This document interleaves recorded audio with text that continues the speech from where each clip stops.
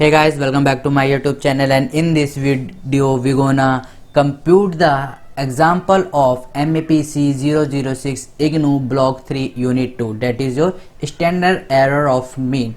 So if you haven't subscribed my channel till yet, please subscribe it now.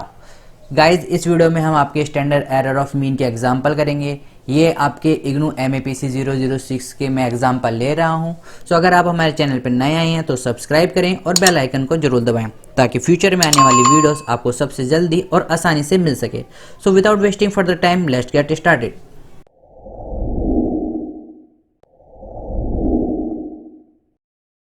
तो guys सबसे पहले इसके फॉर्मूले क्या क्या होते हैं, फॉर्मूले आपको ऊपर दिख ही रहेंगे, right. Standard SEEM that show करता है आपका standard error of mean, right. Standard error of mean से क्या मतलब होता है कि दैट मीन कि जो भी आपका डेविएशन हो रहा है मीन से, राइट, कि लाइक सपोज करो कि आंसर है 52 एंड आपका आ रहा है 53 या फिर 51, दैट इज ये आपका डेविएशन हो रहा है मीन से, राइट। स्टैंडर्ड डेविएशन इसे कहते हैं कि जो आपका आंसर वेरी करता है मीन से, that is your standard deviation.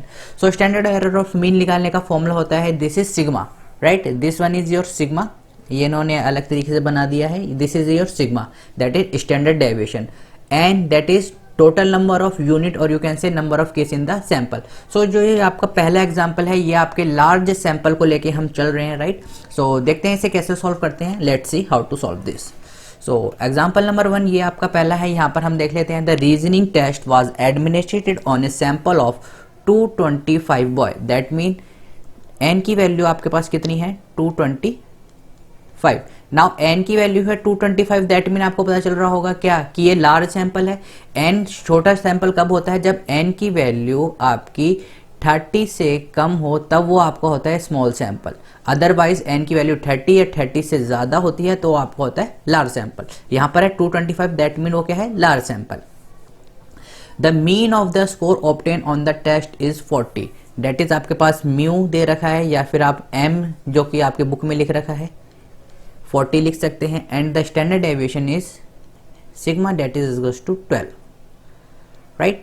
सो हमारे पास फॉर्मूला क्या था, हमारे पास फॉर्मूला था स्टैंडर्ड एरर ऑफ मीन। इसमें निकालना है हमें how dependable the mean of the sample, कि जो हमें मीन दे रखी है दैट मीन कि जो ये 40 दे रखा है ये डिपेंडेबल है या नहीं है, राइट। डिपेंडेबल मीन्स कि ये सेटिस्फाई कर रहा है हमारी मीन के सैंपल को या सेटिस्फाई नहीं कर रहा है, राइट। सो देखते हैं कि कैसे निकालते हैं। That is standard error of mean.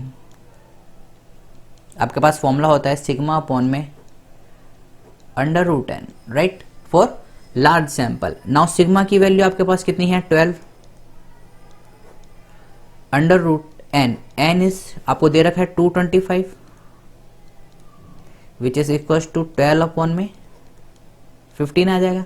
जब गाइज आप इसे सॉल्व करोगे तो आपके पास वैल्यू आ जाएगी 0.80, that is our standard error of mean की वैल्यू आ चुकी है हमारे पास 0.80। नाउ क्या हम इसे देख के बता सकते हैं क्या कि हमारी डिपेंडेबल मीन है या नहीं है, तो कैसे इसे देख के बताना है, इसने हमसे पूछ रखा है कि जो हमारा स्टैंडर्ड डेविएशन में जो हमने मीन दे रखी है दैट इज योर 40, ये डिपेंडेबल है या नहीं है। Standard error of mean that mean कि ये जो 40 है ये 40 से इतना वेरी कर सकता है, राइट। 40 से इतना 0.80 ज्यादा हो सकता है, 40 से 0.80 कम हो सकता है। तो डिपेंडेबल जब आपसे पूछ रखा है तो डिपेंडेबल के लिए हमें क्या देखना पड़ता है, सबसे पहले हमें इसमें देखनी पड़ती है tea table. So let's see the tea table. So guys this is your tea table, आपको बुक में मिल भी जाएगी, अगर आपको नहीं मिल रही है तो भी आप वीडियो में सामने देख सकते हो। हमारे पास एन की वैल्यू कितनी थी, एन की वैल्यू थी हमारे पे 225, राइट। नाउ एन की वैल्यू आप अगर आप देखोगे तो 200 और 300 के बीच में आएगी, दैट इज 225, राइट। नाउ इनकी वैल्यू हम देख लेते हैं। ये जो आपकी टेबल दे रखी है हमें 2 पॉइंट पे देखनी होती है आपकी वैल्यू, दैट इज 0.05 एंड 0.01 पर, राइट। सो 225 की वैल्यू देखते हैं, दैट इज अगर हम देखेंगे तो हमारे पास आ जाएगी 1.97 और अगर यहाँ देखते हैं तो 2.60। गाइस कभी भी याद रखना जब भी हम इंटरप्रिटेशन ऑफ रिजल्ट लिखते हैं सबसे पहले हम 95% पे चेक करते हैं, राइट। अगर हमारा 95% पे सेटिस्फाई हो रहा है दैट मीन वो डेफिनेटली 90% पे सेटिस्फाई होगा ही होगा। अगर हमारा 95% पे सेटिस्फाई नहीं हो रहा है तब हम जाके 99% पे देखते हैं, राइट। सो अगर 95% पर आपका कोई सेटिस्फाई कर रहा है इंटरप्रिटेशन रिजल्ट, दैट मीन वो 99% लेवल पे सेटिस्फाई होगा ही होगा। सो हमारे पास वैल्यू कितनी आ रही है 1.97। So let's back to the question now. अगर आप देखेंगे हमारे पास t की वैल्यू आ रही थी 1.97, राइट। 1.97 आपकी वैल्यू कितनी थी यहाँ पर 225 पर। गाइस हमेशा याद रखना डिग्री ऑफ फ्रीडम आपकी होती है n-1। So degree of freedom अगर आप यहाँ पर बात करोगे तो 225 -1 दैट इज 224। हमें वहां पर वैल्यू देखेंगे 224 पे, राइट। लेकिन वहां पर कितनी वैल्यू दे रखी है 200 पे वैल्यू दे रखी है और 300 पे वैल्यू दे रखी है। दैट मीन कोई इतना ज्यादा फर्क नहीं आएगा। लेकिन हमेशा याद रखना डिग्री ऑफ फ्रीडम आपकी क्या होती है n-1। सो अगर मैं डिग्री ऑफ फ्रीडम की बात करता हूँ तो हमारे पास t की जो वैल्यू आई है 0.05 पर, वो हमने कितनी आई है 1.97, राइट। 1.97 हमारी वैल्यू आ रही है। और अगर हम स्टैंडर्ड एरर ऑफ मीन की बात करते हैं तो ये कितनी है 0.80। सो 0.80 काफी छोटा है 1.97 से। दैट मीन कि हमारी जो मीन है ये डिपेंडेबल है। अगर हमारी value standard error of mean आपकी टी वैल्यू से ज्यादा आती, दैट मीन वो डिपेंडेबल नहीं है। नाउ अगर हम आपकी मैक्सिमम एरर को कैलकुलेट करते हैं गाइज, ये आपका अलग से पॉइंट है, ये आपको फर्दर क्वेश्चन में आएगा। सो आप थोड़ा इस पर फोकस करें। नाउ अगर मैं यहाँ पर मैक्सिमम एरर को कैलकुलेट करता हूँ, मैक्सिमम एरर।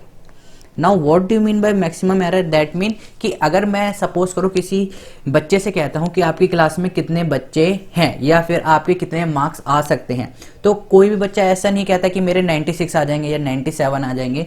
वो एक सैंपल लेके चलते हैं, एक ट्रैक लेके चलते हैं, राइट। कि मेरे 90 to 95 आ जाएंगे, मेरे 85 to 95 आ जाएंगे, या फिर आपकी क्लास में कितने बच्चे होंगे अराउंड 30 to 40 बच्चे होंगे, राइट। तो हम एक सैंपल लेके चलते हैं। अगर मैं कह रहा हूँ कि मेरी क्लास में 30 to 40 बच्चे हैं, दैट मीन मैक्सिमम लिमिट कितनी है मेरी 40, यानी कि मेरी क्लास में 40 से ज़्यादा बच्चे हो ही नहीं सकते, राइट। और मिनिमम यानी कि 30 से कम नहीं हो सकते। तो ये आपकी होती है लोअर लिमिट, LL से मैंने लिख दिया है, और ये आपकी होती है upper limit, right.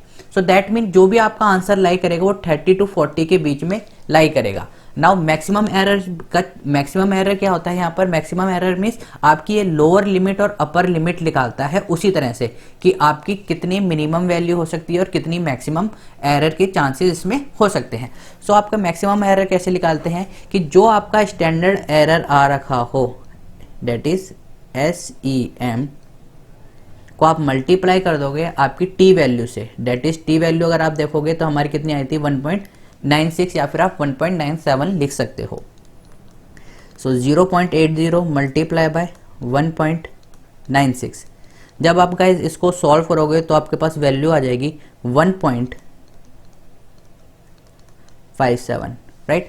So 1.57 that mean आपके ये आपका मैक्सिमम एरर है, और ये प्लस माइनस होगा। वाई प्लस माइनस क्यों होगा अभी मैं आपको बताता हूँ। सो ये इस तरह से आप अपना क्या निकालते हैं मैक्सिमम एरर। ये फर्दर आपको क्वेश्चन जो हम आगे करेंगे उनमें इफेक्टिव होगा। तो मैक्सिमम एरर आपका कितना आ रहा है प्लस 1.57, राइट। नाउ सी इसको हम मैंने प्लस माइनस क्यों लिखा है गाइज? अगर आपको याद होगा जब हम NPC कर्व बनाते हैं तो ये चीज हमारी क्या होती है माइनस में होती है, राइट। और ये चीज आपकी किस में होती है प्लस में। इधर का एरिया आपका 50% होता है, दैट मीन दिस वन से लेकर यहां तक का, एंड ये आपका होता है 50% होल, राइट। नाउ अगर गाइज आप अगर इसका ये जो ग्राफ है इसमें आप देखेंगे तो यहाँ पर इसने म्यू माइनस सिग्मा लिख रखा है, mu plus sigma. That mean यहाँ पर ये जो म्यू है, म्यू क्या है? ये आपकी मीन है, राइट। यहाँ पर ये इसने मीन को हमने 0 इसलिए ले लेते हैं क्योंकि 0 एक ऐसा आपको होता है जो एक न्यूट्रल पॉइंट होता है, राइट। सो न्यूट्रल पॉइंट लेके हम चलते हैं। अगर इसकी आप वैल्यू एग्जैक्ट देखेंगे, अगर आप NPC कर्व में ध्यान हो तो उसकी वैल्यू होती है 0.1 समथिंग, राइट। लेकिन हम इसलिए इसको 0 लेके चलते हैं ताकि ये न्यूट्रल बेस पे काम कर रहा है। सो ये जो आपका मीन होता है दैट मीन दिस लाइन, इसे हम न्यूट्रल बेस पे मान लेते हैं। इससे मीन से कितना डेविएशन हो रहा है पॉजिटिव साइड में, मीन से कितना डेविएशन हो रहा है नेगेटिव साइड में। ये जो आपका बेसिकली जो सिग्मा होता है वो रिप्रेजेंट करता है deviation from mean,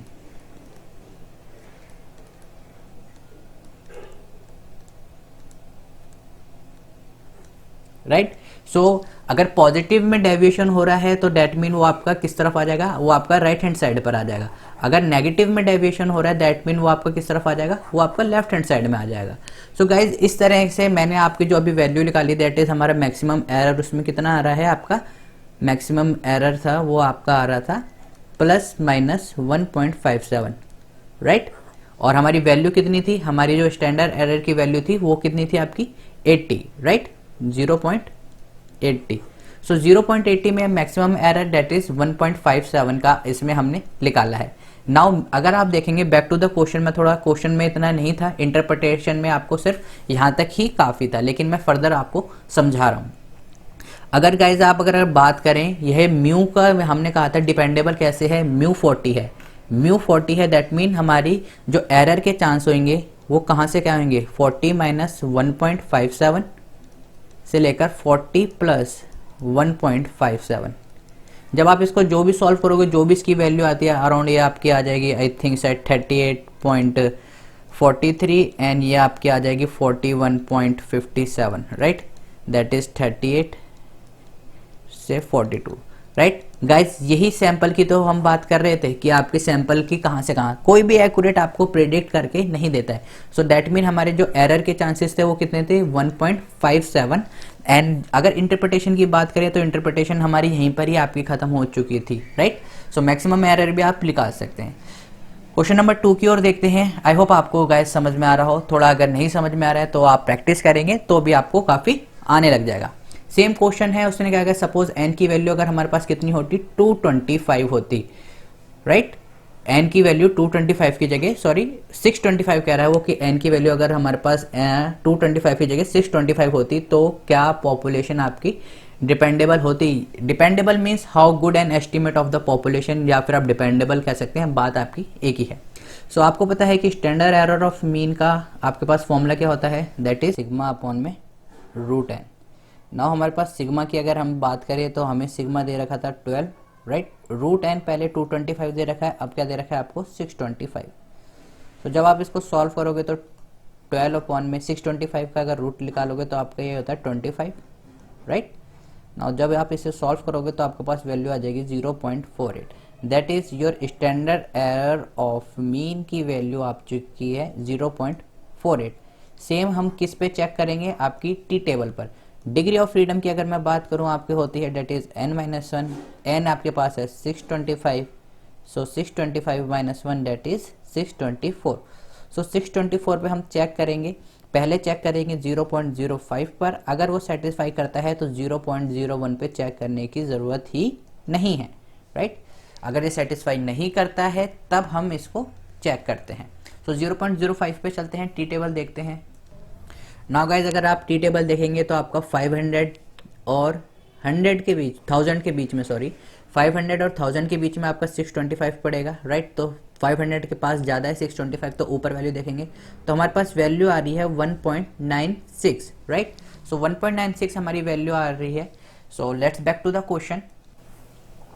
now t की वैल्यू 0.05 पर हमारे पास वैल्यू आ रही है 1.96 और स्टैंडर्ड एरर ऑफ मीन कितना है हमारा 0.48। सो गाइज ये काफ़ी छोटा है इससे, सो दैट मीन हमारी मीन क्या है डिपेंडेबल है। अगर आप इसका मैक्सिमम एरर भी काउंट करते हो, राइट, मैक्सिमम एरर भी एक बार देख लेते हैं। मैक्सिमम एरर कैसे निकालना है आपको, मैक्सिमम एरर कितना होगा आपका 0.48 multiply by your T value, और you can say degree of freedom पे आपकी जो टी वैल्यू आ रही है उस पर आप इसको मल्टीप्लाई करते हो। सो 0.48 मल्टीप्लाई बाय टी वैल्यू आपकी कितनी आ रही है 1.96। सो 1.96 को इससे आप मल्टीप्लाई करोगे। सो 0.48 मल्टीप्लाई बाय 1.96, जब आप इसको सॉल्व करोगे तो आपके पास वैल्यू आ जाएगी, प्लस माइनस गाइस जरूर लगाना, दैट मीन वो किसी भी तरफ डेविएशन हो सकता है, जैसे मैंने आपको अभी ऊपर एग्जाम्पल में दिखाया था। तो ये आपके पास मैक्सिमम एरर की आपके पास वैल्यू आ जाएगी 0.94, राइट। सो हमारा मैक्सिमम एरर भी काफ़ी लो है आपकी टी वैल्यू से, डेट इज 1.96 है, तो डेट मीन हमारी mean is quite dependable, right. This is your question number 2।